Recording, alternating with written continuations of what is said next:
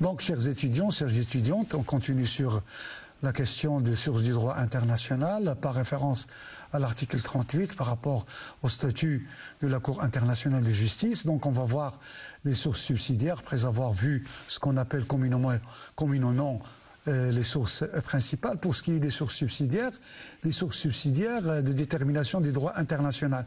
Donc, les sources subsidiaires ont été déterminées par la doctrine et, comme preuve de l'existence de principes du droit international. Donc, ils ont la qualité de source subsidiaire en fonction de la preuve, c'est-à-dire de leur rôle probatoire sur l'existence ou le non-existence d'un principe ou d'une norme au droit international. Donc, les sources subsidiaires ne constituent pas des sources directes. Pratiquement, ce sont des sources indirectes, comme désigne la doctrine du droit international. Cependant, ils sont considérés comme moyens d'établir la preuve de l'existence d'une règle de droit ou d'une coutume internationale ou bien d'un principe général. Donc, le rôle, comme j'ai dit tout à l'heure, c'est un rôle probatoire. La jurisprudence et la doctrine renforcent l'existence d'une source principale du droit international. Donc, en étant même source subsidiaire, ils ont une fonction probatoire. Et c'est pour cela que, dans la pratique du droit international, ces sources sont classées d'une manière méthodique, sous l'appellation de sources subsidiaires. L'article 38, comme vous l'avez remarqué dans l'autre séance, énumère seulement deux moyens. L'article 38 énumère seulement deux moyens. Des évolutions intervenues postérieurement à l'article 38 dans le droit international contemporain, comme on l'a expliqué avant, ont donné lieu, bien sûr, à la formulation de principes et de normes de droit international par d'autres intermédiaires et par d'autres, bien sûr, processus autres que le processus, bien sûr, déterminé et prescrit par l'article 38 du statut de la Cour internationale de justice. Donc, en effet, l'article 38 énumère seulement deux moyens. La doctrine confirmée est dominante dans les disciplines du droit international public, c'est-à-dire que l'établissement de la preuve doit émaner, doit surgir, doit résulter d'une doctrine, d'un mouvement d'idées, d'une école qui est dominante dans le discipline du droit international public. Dominante, c'est-à-dire, bon, il y a l'école légaliste, l'école libéraliste, etc. Donc, si une école dominante dans le droit international immerge un principe du droit international ou soutient un principe du droit international, il est par conséquent constitué comme, bien sûr, source du droit international et il produit ses effets juridiques. Il produit ses effets juridiques dans l'ordre juridique international.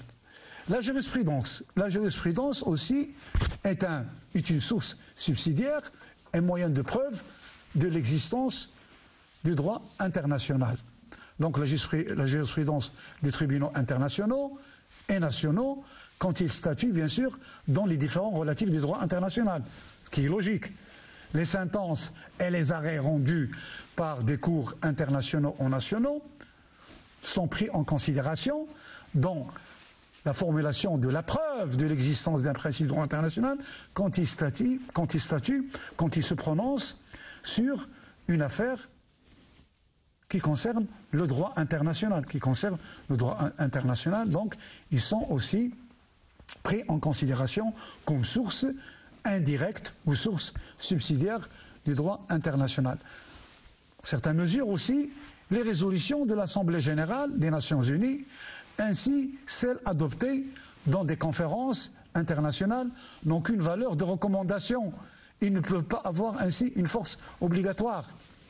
Mais on avait distingué tout à l'heure, en parlant de l'Organisation internationale de la personnalité juridique internationale et de la participation des organisations internationales dans le processus normatif du droit international, qu'il existe aux Nations Unies l'organisation des organisations, des organes. Il y a des organes comme l'Assemblée générale, dont les résolutions n'ont qu'une valeur recommandatoire, n'ont qu'une valeur proclamatoire, et qui n'ont pas une valeur exécutoire pour certains, malgré que le souci lors de la création est ce que l'Assemblée générale, censée être le Parlement de l'homme, joue un rôle législatif, car l'ensemble des États du monde, la société internationale, est représentée dans cette Assemblée générale. Et même d'autres acteurs depuis, par exemple, le Conseil économique et social, on trouve une certaine représentation des organisations internationales non gouvernementales. Mais malgré cela, le droit et la politique, la société internationale à la croisée des chemins, les résolutions de l'Assemblée générale n'acquièrent pas cette qualité, ils ne sont pas considérés comme source subsidiaire du droit international établissant de la... Malgré que la pratique, bien sûr, a fait valoir que certaines résolutions et que la coutume et le droit conventionnel a fini par adopter certaines résolutions en matière des droits économiques, sociaux ou de droits humains plus généralement. Et cela aussi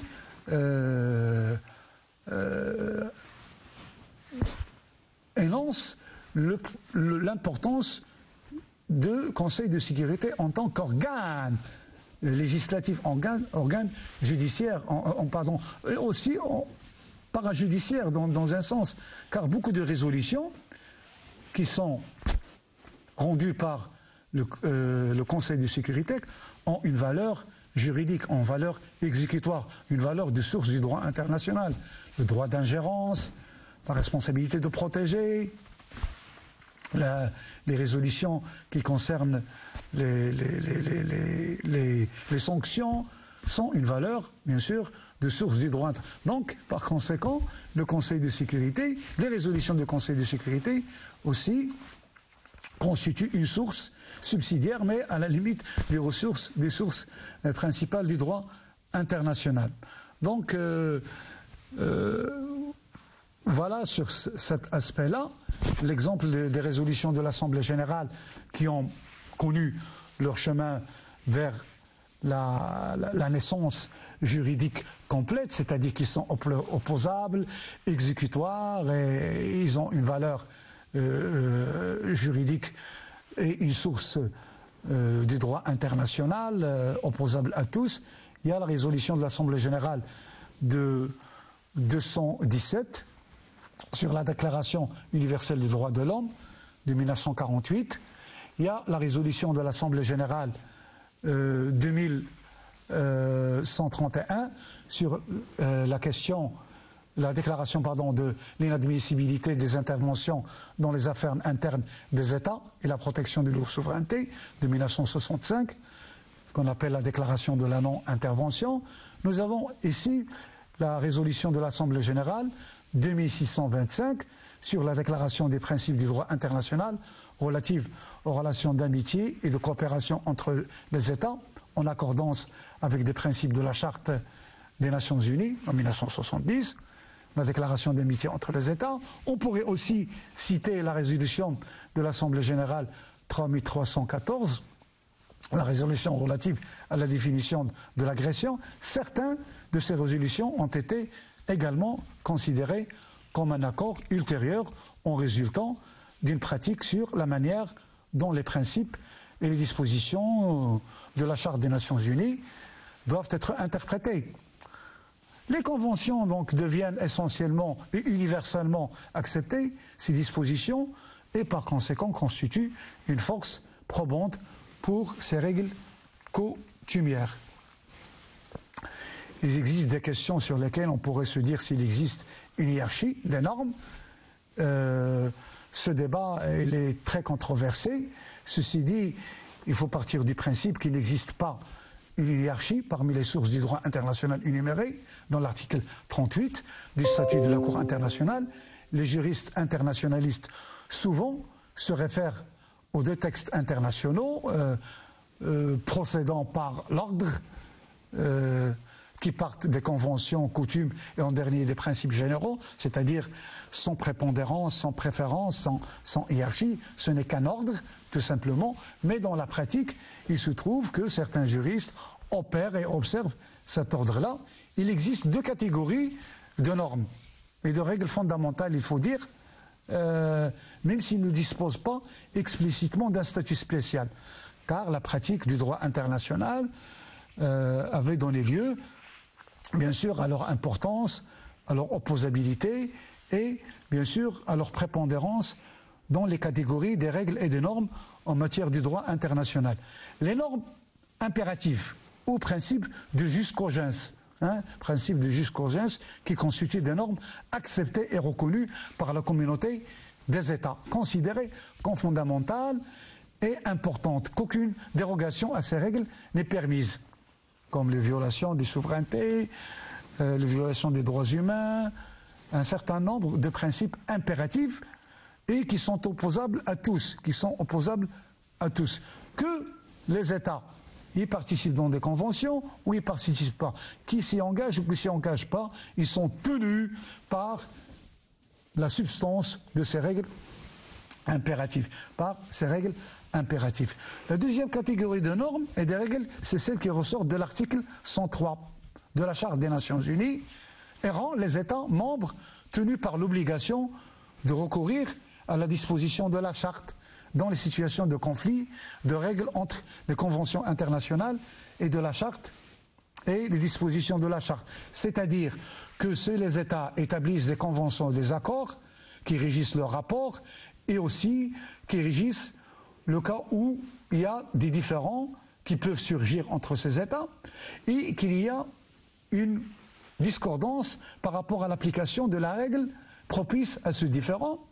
Quand les dispositions de la Convention ne sont pas conformes à la Charte, c'est la primauté de la Charte. C'est la Charte des Nations Unies qui vient en premier comme source du droit international. Et c'est là on parle d'une soi-disant hiérarchie. Alors, la Charte des Nations Unies se positionne et se situe relativement au-dessus des conventions. Donc, il y a cette interprétation de l'article 103, il y a les règles impératives qui ont des valeurs suprêmes, qui ont des valeurs, bien sûr, indépendantes et qui constituent des catégories de règles particulières. Pas particulières et qui disposent d'une certaine notoriété et d'une certaine valeur juridique particulière qui sont opposables à tous, car leurs règles et leurs normes dépendent des sujets vitaux, des sujets d'une importance et d'une priorité pour l'humanité et pour les États, et que ces règles-là concernent la sécurité internationale et la sécurité humaine plus généralement. Donc, la primauté des dispositions de la Charte face aux autres textes internationaux, cela a été réitéré par certains jurisprudences et par juristes, et même dans la pratique. Donc, certains, comme j'ai dit tout à l'heure, ajoutent la résolution du Conseil de sécurité qui rentre dans la catégorie des règles jusqu'au gens. Il y en a même qui considèrent que les règles, c'est-à-dire les résolutions qui émanent du Conseil de sécurité, disposent de cette qualité suprême, entre parenthèses, en matière de catégorisation des règles et des normes en matière de droit international. La Commission du droit international joue un rôle important dans la formulation de la règle du droit international et dans le renforcement des sources du droit international. Cette commission qui a été chargée principalement de prospecter et de suivre l'évolution d'une pratique et la naissance, l'émergence d'une norme et d'un principe pour que cette commission l'intègre dans ses rapports et finit par être adoptée par l'Assemblée générale en tant que norme et en tant que principe à intégrer dans le dispositif juridique international. La commission de codification du droit international a été créée en 1948 au sein des Nations Unies. Il est de nombre de 34 élus par cette même Assemblée générale des Nations Unies, après que les États avaient nommé ces candidats. Donc, c'est une commission issue, nommée par l'Assemblée générale à travers des candidatures. Et ici, ça reflète l'importance qu'acquiert l'organe de l'Assemblée générale dans le processus normatif du droit international. Car il est chargé, comme vous le remarquez, de la nomination de cette commission de codification du droit international et qu'il est chargé aussi de l'adoption des rapports émis par cette même commission, ces rapports qui donnent naissance, qui valident, si on pourrait le dire, la naissance d'un principe ou d'un droit, d'une règle ou d'une norme internationale qui devient opposable à tous, avec tous les effets et les conséquences juridiques qui en découlent. Donc les membres de la Commission du droit international ou de codification du droit international disposent des qualités et de compétences reconnues aussi que dans les domaines de la doctrine et le droit international, dans la pratique des normes et des règles internationales. Il joue un rôle très important et primordial dans la formulation et dans les règles du droit international. Il est même parfois cité, dans ses travaux en tant que source du droit international, comme preuve de l'existence d'un principe ou d'une règle de droit international, compte tenu de la notoriété de cette commission et bien sûr de ses travaux. La commission de codification du droit international reflète franchement un large éventail d'expertise et de connaissances dans les divers domaines du droit international. Il faut rappeler que le Maroc aussi est représenté par le professeur Hassan Chahdi Louazani dans cette commission de codification du droit international qui siège à Genève dans les locaux des Nations Unies et qui rend des rapports annuels et vous pouvez en avoir accès à travers bien sûr le site web des Nations Unies et plus particulièrement de la Commission du droit international pour en connaître et en savoir davantage sur les travaux et l'importance de cette commission. Donc le mandat alloué à la Commission du droit international, c'est d'améliorer et de codifier le droit international d'une manière à élaborer un dispositif de l'ordre juridique international et enrichi dans la pratique. C'est-à-dire, il constate, il remarque, il poursuit la genèse d'une règle ou d'un principe dans le système international et l'ensemble des développements récents des engagements internationaux.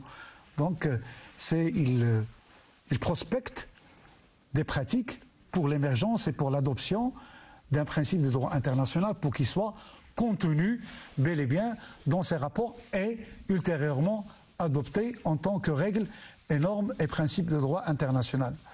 Donc la Commission du droit international passe des années, Commission du droit international passe des années à étudier et à apprécier les domaines du droit international avant, bien sûr, de présenter des projets, des drafts, des brouillons à l'Assemblée générale pour l'adoption de projets de convention. Donc c'est un travail colossal, un travail très minutieux et un travail de taille de la formulation et de la production de la règle du droit international, toujours en veille et en constatation et bien sûr en poursuite de l'évolution et des comportements des acteurs internationaux. Donc vous voyez que la Commission de codification du droit international joue un rôle important et qui est en mesure d'élaborer des règles et des normes suivant les mutations de la société internationale et suivant l'opportunité de l'adoption des règles et des normes, que ce soit prohibant ou autorisant. Prohibant ou autorisant, bien sûr, des droits, quand il s'agit des droits et des obligations des collectivités ou des États ou bien des individus et qui concernent l'ensemble des aspects des rapports internationaux. Donc les commentaires officiels sont considérés comme travaux préparatoires.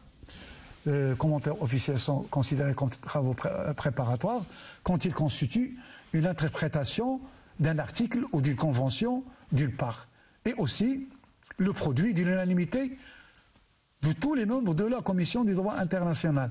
Donc il se trouve que la Commission du droit international se livre à l'exercice d'un article ou de présenter des commentaires sur une convention, sur une explication. Il a une valeur interprétative des dispositions aussi du droit international, à condition que les commentaires émis et exprimés par cette commission du droit international requièrent de l'unanimité. C'est-à-dire que l'ensemble des membres de cette commission se prononcent en un seul mot. Il n'y a pas des avis dissidents. Il n'y a pas des avis dissidents, c'est-à-dire des avis contraires, parce que les avis dissidents peuvent exister même dans les jurisprudences, dans des arrêts rendus par des cours, dans des sentences. Il y aurait des avis dissidents, c'est-à-dire des avis qui ne rejoignent pas la majorité des arbitres ou la majorité des juges, avec bien sûr un exposé de motifs, que ce même exposé de motifs peuvent acquérir une valeur juridique dans le débat, dans le différend, dans la formulation des principes et des normes du droit international. Les mécanismes et les modes de réflexion, le mode de production sont divers et se basent principalement sur, bien sûr, l'argumentaire. Donc, il constitue donc les travaux de cette commission une source subsidiaire pour certains, et il les constitue effectivement pour déterminer la présence ou l'absence d'une règle coutumière en droit international. Donc nous remarquons que, plus généralement, les travaux, bien sûr, de cette commission, il y a la doctrine, les travaux de la doctrine peuvent être source du droit international subsidiaire, peuvent être des sources indirectes, et qu'ils peuvent servir de preuve au moment où un différend est déclenché entre des acteurs étatiques sur l'existence ou de non-existence d'une règle de droit. Donc la doctrine, ce sont l'ensemble des travaux des juristes internationalistes et des idées émises dans leurs travaux et dans leurs commentaires, dans leurs articles, que ce soit des articles ou des ouvrages, mais qui portent sur un argumentaire, car la réflexion juridique se base sur un mécanisme d'argumentation, sur un mécanisme de production d'arguments et de preuves sur l'existence, et qui peuvent s'inspirer, bien sûr, de moyens de preuve juridiques et moyens de preuve factoriels. Par exemple, sur l'existence de la coutume, sur l'existence d'un principe coutumier. Et c'est ça l'importance. Aussi la jurisprudence. La jurisprudence constitue une source d'une extrême importance, indéniable, parfois même directe, du droit international public. On avait remarqué que le droit international, les normes et les principes du droit international public, classiques et contemporains, se sont basés généralement sur les arrêts célèbres de la Cour de justice internationale de l'Haye ou sur des cours d'arbitrage. Il y a des arrêts de référence, Lotus, Corfou, l'affaire du Nicaragua, donc un certain nombre d'arrêts, l'affaire de 1989, de 1949, portant sur les services des Nations Unies. Donc, beaucoup de jurisprudence et des arrêts et des sentences rendues par des cours, que ce soit statutaires ou que ce soit ad hoc, constituent une très grande source importante du droit international public, et leur importance de ce droit international. À côté, bien sûr, de la pratique internationale, qui pourrait se situer d'une manière après en dessous de la coutume, mais la pratique internationale constitue aussi une source considérable du droit international. On avait dit tout à l'heure que la formulation de la règle internationale, que le cadre conceptuel et l'action normative du droit international étaient tributaires des États, puis après des organisations internationales, et on a remarqué non seulement les organisations internationales intergouvernementales, mais aussi les organisations internationales non gouvernementales. Les organisations internationales non gouvernementales ont contribué et continuent à contribuer d'une manière notoire à la formulation des principes, règles et normes du droit international. Et on avait cité les organisations internationales de la société civile non gouvernementale qui ont été à l'origine de la formulation d'un certain nombre de règles et de principes de droit humanitaire et qui même étaient à l'origine de la création de la Cour pénale internationale. C'est grâce à cette société civile qui a fini par créer des institutions internationales, lesquelles institutions internationales, avec leurs valeurs normatives et avec leurs valeurs de production de règles, de normes et de sources importantes du droit international contemporain. Merci.